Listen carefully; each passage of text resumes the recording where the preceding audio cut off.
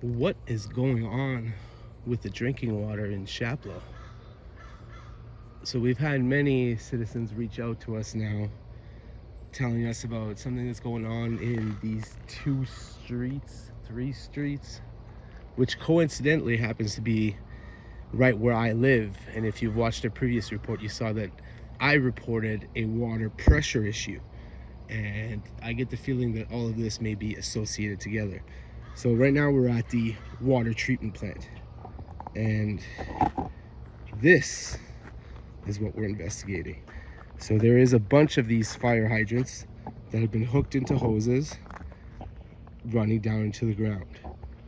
Now, I'll be getting a little bit more information, which I'll present in this video later, but from what I understand, they're calling these bleed valves or flush valves, and it may have something to do with the burst pipe that hasn't been repaired.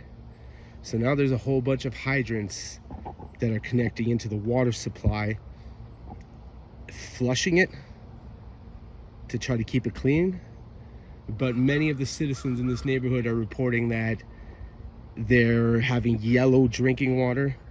They say that inspections have been done and have been going on, but that it hasn't fixed anything. It's been like this for a while. Apparently tests are supposed to be done every week to ensure that it's drinkable. Another thing that I was looking at is when I was at that town meeting, I saw something in the documents relating to the water, that a consulting company made recommendations of some kind, but that these recommendations haven't been addressed yet. They were basically putting the recommendations forward to read through them and, I hope, enact them. But if anyone knows what this is, what's going on here, please let us know.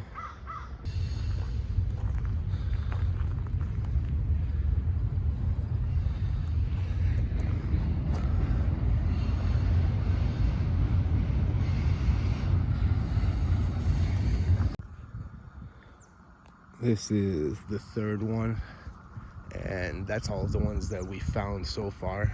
If anyone knows of any others like this in town, let us know in the comments, and we'll be taking a look around. But this one is on King Street, which is a street that I live on, between the arena, which is that way, and this Elm Street intersection. Now, coincidentally, as I was filming some of these, a resident was outside, and I spoke to them off camera because they want to remain anonymous. They're afraid that the township will target them, just like they're targeting me. And what the resident told me is that they've been in a boil water advisory for quite some time. That recently the boil water advisory was cleared. However, after clearing the boil water advisory, they were again getting the yellow drinking water. So this resident absolutely does not trust the drinking water and does not use it, despite the fact that the township has removed the boil water advisory. So something is definitely going on here. Again, if anyone's seen this before, let us know. What I'm going to do is turn the hose on. Alright, so the hose is running. So that is one water source running. Alright, so I turned the hose on, and that'll be all I need to show you. If you come inside. Hey! Quiet!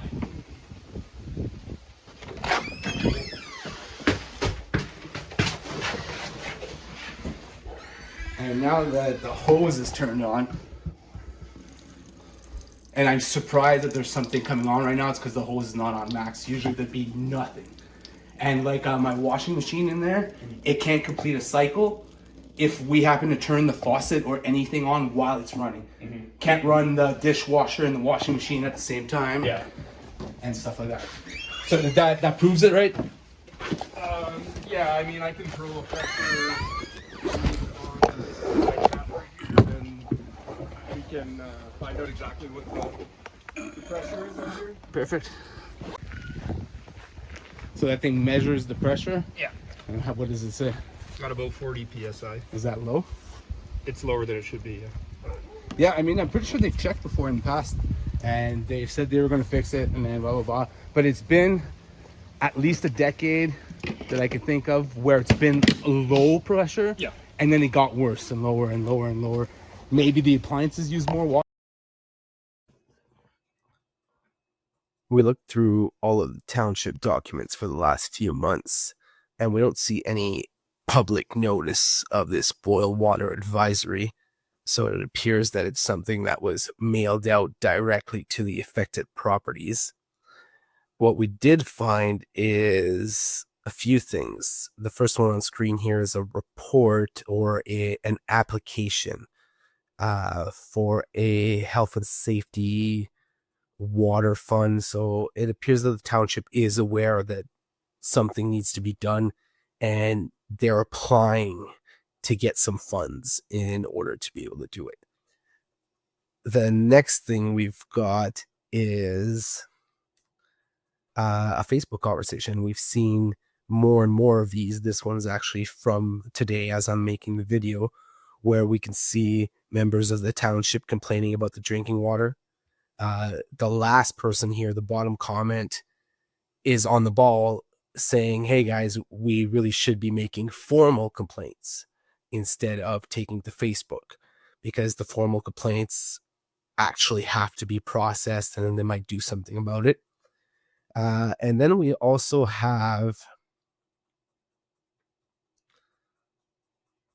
a few things here. I'm looking at them now.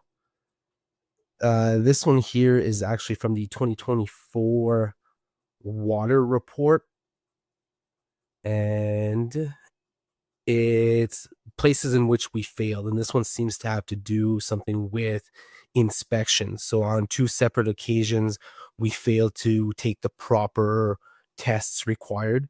So all of these kinds of things could be pointing to these issues where the staff is not properly treating, not properly trained on what they're supposed to do, and it seems to be affecting our water. Then the township also issues notices like this one, asking everyone to turn off their water valves or bleeder valves in order to reduce water consumption. While at the same time, it appears that there's a burst pipe somewhere, and we're constantly running water from the hydrants through those pipes. So I'm not too sure what's up here. We're going to do more research, but let us know what you think in the comments. Thanks for watching. If you want to send us a story, you can send us an email to nocaudits@gmail.com. Don't forget to subscribe, and see you next time.